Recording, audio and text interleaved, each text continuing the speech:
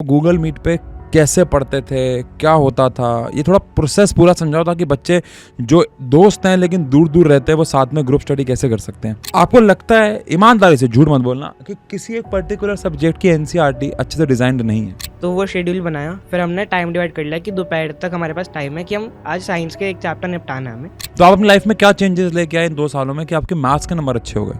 एक speed improve होती है, कंपटीशन होता है, मोटिवेशन मिलती है। आप लेजीनेस नहीं करोगे, टालते नहीं हो आप। एक ऐसी गलती बताओ जो आपको लगता है आपने की, बाकी बच्चों को नहीं करनी चाहिए, ताकि मार्क्स और इम्प्रूव हो सकते थे। तो आज हमारे साथ इस सीरीज़ में बच्चा है प्रणव हमारे पेड बैच में साइंस एंड फन के पढ़ते हैं। मैं इनको बहुत अच्छे से इसलिए जानता हूँ क्योंकि हमारे ऑफलाइन सेंटर के बहुत करीब रहते हैं और ये हमसे अक्सर मिलने आते रहते हैं। ये ऑफलाइन ट्यूशन भी कहीं ना कहीं पढ़ते हैं, बट ये हमारे साइंस एंड फन के साथ बहुत टाइम से जुड़े हुए हैं, तो मैं इनको पर्सनली जानता हूँ। और इन्होंने इस साल हमारे पेड बैचेस में से ये टॉप स्टूडेंट्स में से एक हैं। तो प्रणव, हम इस पॉडकास्ट में जनरली ये पूछना चाह रहे हैं कि आपकी इस अच्छे मार्क्स लाने की जर्नी क्या रही, ताकि जो बच्चे अभी फ़िलहाल 10th में हैं वो गलतियां ना करें जो आपने की, जिसकी वजह से आपके नंबर थोड़े से कम रह गए, या फिर ऐसी चीज़ें जो आप उनको चीट कोड्स देना चाहते हो कि भाई देखो ऐसा ऐसा करोगे तो अच्छे नंबर स्कोर कर लोगे, क्योंकि आपके पास 1 साल का एक्सपीरियंस है कि आपने 10th पार की है। तो सबसे पहले मैं पूछना चाहूँगा कि आपका क्या इंडिविजुअल सब्जेक्ट्स में स्कोर रहा? मेरे साइंस में 97, एसएसटी में 97, मैथ्स में 90 एंड इंग्लिश में 85। तो आपके आपके साइंस और एसएसटी में 97 है? हाँ जी। ठीक है। तो सबसे अच्छा सब्जेक्ट कौन सा लगता है पढ़ने में? साइंस लगता है। क्या रीज़न है उसका?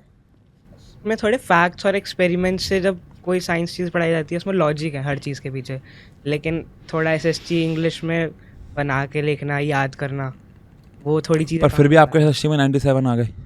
सर एसएसटी में 97 आ गए, लेकिन जो इंटरेस्ट वाली चीज़ है ना वो साइंस में है, क्योंकि वो याद करके एसएसटी फिर भी हो सकती है, लेकिन साइंस में समझ के जो चीज़ आप कर सकते हो, नॉलेज जो ग्रैब कर सकते हो साइंस में, वो और किसी सब्जेक्ट में नहीं मिलती। कौन से सब्जेक्ट के नंबर से आप सबसे ज़्यादा खुश हो? साइंस में।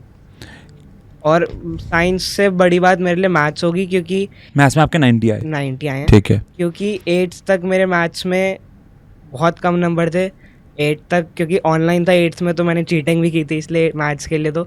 अच्छा, आपने चीटिंग की थी और आप उसकी वजह से पास हुए? 8th में तो एटलीस्ट मैथ्स के लिए तो मैंने की थी। ठीक है। और इस मैथ्स के चक्कर में मेरे को घर पे बहुत मार भी पड़ी थी। क्यों, ऐसा क्यों? क्योंकि मेरे को एक तो पसंद नहीं था मैथ्स, क्योंकि मेरे मार्क्स नहीं आते थे, मुझे समझ कम आता था, तो इसलिए मैं मैथ्स पे ध्यान भी कम देता था थोड़ा। तो और ऊपर से बेसिक्स जो होते हैं, एलसीएम लेना, कॉमन लेना, वो सब चीज़ें भी मेरे को 8th में नहीं आती थी। अच्छा। तो फिर तब घर पे इतना सब कुछ हुआ, तब फिर मैंने क्या हुआ घर पे? तब इसके लिए इतनी से मार पड़ी, ऊपर से अच्छा। फिर एग्जाम्पल दिया जाता था मेरे को कि ब्रदर मेरे वो सॉफ्टवेयर इंजीनियर है अभी, तो उनका एग्जाम्पल मिलता था कि मैथ्स में वो काफ़ी अच्छे हैं। फिर ऊपर सबके एग्जाम्पल देख के फिर मेरे को भी लगा कि 9th में अब कुछ और करूँ ना करूँ, मैथ्स तो अच्छी स्ट्रॉन्ग कर ही लूँगा। बहुत बढ़िया। तो वहाँ से आपकी लाइफ में एक मोटिवेशन आया। बिल्कुल। तो 90 मार्क्स तो फिर तो आपके यार बहुत अच्छे मार्क्स। और जिस हिसाब से इस साल बोर्ड का एग्जाम आया था, थोड़ा सा मैं स्लाइटली कहूँगा कि कंपेरेटिवली प्रीवियस ईयर मैथ्स का थोड़ा टफ आया था इस बार एग्जाम, तो उस हिसाब से 90 मार्क्स बहुत अच्छे हैं मेरे हिसाब से। तो आपने अपने मैथ्स को, जैसे आप कह रहे हो कि आपको 8th क्लास तक एलसीएम लेना भी ढंग से नहीं आता था, आप चीटिंग करके पास हुए, तो आपने इन 2 साल में अपनी लाइफ में क्या चेंजेस लेके आए कि आपकी मैथ्स अच्छी हो गई? अभी आपने थोड़ी देर पहले बोला कि मेरे मैथ्स में अच्छे नंबर नहीं आते थे, तो मैंने मैथ्स पे ध्यान देना बंद कर दिया। तो अक्सर बच्चा, मैंने देखा, ऐसा करता है, जब उसके मैथ्स में किसी भी सब्जेक्ट में अच्छे नंबर नहीं आते तो वो उसको कम पढ़ना शुरू कर देता है। तो आप अपनी लाइफ में क्या चेंजेस लेके आए इन 2 सालों में कि आपके मैथ्स के नंबर अच्छे हो गए? मैं एक तो मैथ्स जितनी कम पढ़ता था, मैंने उतनी मैथ्स ज़्यादा चालू कर दी पढ़नी, और सब्जेक्ट्स को छोड़ के। प्लस में जो PYQs होते हैं मेरे हिसाब से बहुत इंपॉर्टेंट है। सबसे इम्पॉर्टेंट चीज़ एनसीईआरटी के बाद तो PYQs है मेरे हिसाब से, जो कि टीचर्स हमें कराते हैं PYQ। मैंने बल्कि ऐसे किया था लास्ट के 4-5 महीनों में, PYQs और असाइनमेंट जो भी मिलते थे उसमें से स्पेसिफिक क्वेश्चंस जो बहुत इंपॉर्टेंट रिपीटेड थे, उनके एक स्क्रीनशॉट्स लेके असाइनमेंट बनाता था अलग से। अरे वाह। ताकि मैं बोर्ड्स के टाइम पे उनको पूरे असाइनमेंट्स को रिवाइज कर सकूँ। और जो मैं कम पढ़ता था मैथ्स को, तो मैंने उसमें टाइम ज़्यादा देना चालू किया, और एक्स्ट्रा बुक्स जैसे एग्जाम्पलर्स, पर एनसीईआरटी के बाद। एनसीईआरटी पहले पूरी की। NCERT अच्छा, पूरी तो अब एक बात बताओ, आपको क्या लगता है कि एक बच्चे के अच्छे मार्क्स आने में टीचर का कितना परसेंटेज रोल होता है और बच्चे का खुद का कितना होता है? 70 to 80% से ज़्यादा ही मैं कहूँगा टीचर का रोल होता है। अच्छा जब तक टीचर उस सब्जेक्ट को इंटरेस्टिंग नहीं बनाएगा तब तक बच्चे को खुद को पढ़ने में मज़ा अच्छा, नहीं बट यहाँ पे फिर एक सवाल आता है कि मैथ्स तो आपने अपने लिए खुद इंटरेस्ट जगाया ना। आएगा। सर 9th में मैंने खुद स्ट्रगल की, मेहनत की थी हम्म। मैथ्स के लिए, बट फिर भी क्योंकि मेरे को एक सही डायरेक्शन नहीं मिली थी उतनी ज़्यादा, फिर भी मैं 9th में आके बहुत अच्छा स्कोर हुआ था, 8 से इम्प्रूव हुआ था, लेकिन एक सही डायरेक्शन नहीं मिली थी क्वेश्चंस की, कैसे प्रैक्टिस करना चाहिए। लेकिन 10th क्लास में मेरे को बहुत अच्छी डायरेक्शन मिली थी उशांक सर से पढ़ के, जो उन्होंने जिस लेवल के क्वेश्चंस कराए, PYQs कराए, कभी कभी ऐसा लगता था कि सर इतने डिफिकल्ट क्वेश्चंस क्यों करा रहे हैं, तो बाद में पता चला कि वो बेस स्ट्रांग हुए 11th एग्जैक्टली यस। तो आपका बच्चे का खुद का एफर्ट है कि नहीं अच्छे मार्क्स लाने में, या उसने ट्यूशन लगवा ली, उसने पेड बैच खरीद लिया, अब सारी रिस्पॉन्सिबिलिटी टीचर की है? पहली बात तो टीचर्स जो दे रहे हैं वो तो कंप्लीट करना, उनका होमवर्क, वो जो Yes. क्लास में करा रहे हैं वो चीज़ें रिवाइज करना, वो बच्चे की ड्यूटी है। अगर वो सब चीज़ें कर लेता है उसके बाद एक्स्ट्रा टाइम बचता है तो वो आगे बुक्स में जा सकता है, वो तो खुद की स्ट्रगल है। लेकिन आई थिंक 80% जो टीचर करा रहा है वही इनफ होता है। उसके बाद 20% yes you can go to other extra books. तो आप अपने स्केड्यूल के बारे में बताओ, पेपरों के दिनों में क्या स्केड्यूल रहता था आपका सुबह से लेकर रात तक? हम 3 जनों का ग्रुप था, तीसरा अभी आ नहीं पाया किस रीज़न की वजह से। तो हम शौर्य नाम है ना उनका? हाँ, हाँ हाँ हाँ। हम 3 जनों का ग्रुप था, हम तीनों ने एक ग्रुप बना रखा है व्हाट्सएप पे, जो भी एक्स्ट्रा क्वेश्चंस हमें मिलते थे हम उसमें डाल देते थे। रात को हम बैठते थे 11 बजे के आसपास कि अब बैठना है गूगल मीट पे, अरे वाह। और वहाँ से हम स्क्रीन शेयर करा, असाइनमेंट निकाला या PYQs निकाले, स्क्रीन शेयर करके रखा और फटाफट क्वेश्चंस करे एक साथ तीनों ने हाँ, बैठ एक के? साथ मिलके। बट मेरे हिसाब से ये 10th तक तो मैं ये कहना चाहूँगा कि ग्रुप स्टडी में सबसे इम्पोर्टेंट है कि आपके साथ में दोस्त कैसा है आपका। हाँ। अगर वो पढ़ने वाला है तो फिर आप साथ में लगेगा कि कंपटीशन है, कि आप वो सामने वाला बच्चा पढ़ रहा है, दोस्त पढ़ रहा है, तो वो आगे निकल जाएगा, तो कंपटीशन में आप उसको ले सकते हो। पर सामने वाला भी ऐसा ही है कि छोड़ अब कल पढ़ेंगे, तो फिर आप भी ढीले पड़ जाओगे। तो मेरे हिसाब से मेरा फ्रेंड्स का सपोर्ट भी बहुत अच्छा था कि उन्होंने भी कंपटीशन बनाए रखा, तो इसलिए इम्प्रूवमेंट तो हुई। ये प्रोसेस थोड़ा और एक्सप्लेन करो, गूगल मीट पे कैसे पढ़ते थे, क्या होता था, ये थोड़ा प्रोसेस पूरा समझाओ ताकि बच्चे जो दोस्त हैं लेकिन दूर दूर रहते हैं वो साथ में ग्रुप स्टडी कैसे कर सकते हैं? सर हम एक टाइम डिसाइड कर, पहले सुबह उठ के हम एक शेड्यूल बनाते थे कि आज हमें ये चीज़ें ख़त्म करनी है व्हाट्सएप पे। ठीक है, या हमें सुबह कॉल कर लेते थे, एक जना बैठ के शेड्यूल बनाता था, वो शेयर कर देता था कि आज हम ये कर लेते हैं, ठीक है। आज ट्यूशन से ये काम मिला है, आज स्कूल का नेक्स्ट अपकमिंग टेस्ट ये है, तो ये तैयारी करनी है आज। ठीक है। तो वो शेड्यूल बनाया, फिर हमने टाइम डिवाइड कर लिया कि दोपहर तक हमारे पास टाइम है कि हम आज साइंस के एक चैप्टर निपटाना है हमें, ठीक तो है। दोपहर तक हम कर लेते हैं। फिर जब मैथ्स वगैरह की बारी आती है फिर हम एक टाइम ऐसा डिसाइड कर लेते हैं कि हमें अब गूगल मीट पे बैठ के मैथ्स के अब क्वेश्चंस करने हैं। अच्छा, लेट्स से डिसाइड हुआ कि आज 8 बजे तीनों बैठेंगे गूगल मीट पे। तो 8 बजे तीनों आ जाते हैं गूगल मीट्स पे, ठीक है। और उसके बाद हम मैथ्स की, जो कि हमने तो लास्ट के थोड़ा अक्टूबर में स्टार्ट किया था ये चीज़, हमें पहले कंटिन्यू चाहिए थी लेकिन हाँ। अक्टूबर में स्टार्ट की थी। हमने वहाँ से गूगल मीट पे लिंक शेयर किया और PYQ सारे सामने स्क्रीन पे लगा दिए। एक तो जो शौर्य है उसकी स्पीड काफ़ी तेज़ है मैथ्स में, हाँ। तो उससे हमारी भी स्पीड काफ़ी इंप्रूव हुई है उसके साथ कंपटीशन करते करते। Very good. तो आई थिंक ये इससे ये फ़ायदा है ग्रुप स्टडी से कि आपको एक स्पीड इंप्रूव होती है, कंपटीशन होता है, मोटिवेशन मिलती है, आप लेजीनेस नहीं करोगे, टालते नहीं हो आप, हाँ। क्योंकि आपने सामने वाले को बोल रखा है कि आज ये करना और आप खुद ही नहीं कर रहे हो, तो फिर आई थिंक ग्रुप स्टडी का ना फ़ायदा है ना आप खुद ऐसा करोगे। और दोस्तों में ये बड़ा होता है, उसने मुझसे पहले कैसे करा तो मैं और पहले करूँगा। कंपटीशन ये चीज़ तो बहुत ज़्यादा होती है कि थोड़ी जेलसी तो होती है कि उसने हाँ कैसे कर बिल्कुल लिया। होते हैं यार, जितने अच्छे दोस्त होती है वो तो और हम ऐसे रात को कभी हम रात को 8 बजे बैठे, 9 बजे बैठे, 3 बजे तक ख़त्म हुआ हमारा, ऐसा भी रात होता को था। 3 बजे तक? हाँ, और कभी कभी ऐसा होता था कि हम दोपहर में ट्यूशन से, हमारी लोकल कोचिंग थी, हाँ, तो शाम को 8 बजे कोचिंग से आए, खाना खा के 9 बजे सो गए, फिर 12 बजे उठ जाते थे, 12 से लेके सुबह 6 बजे तक पढ़ लिए, फिर 6 बजे सो गए हम।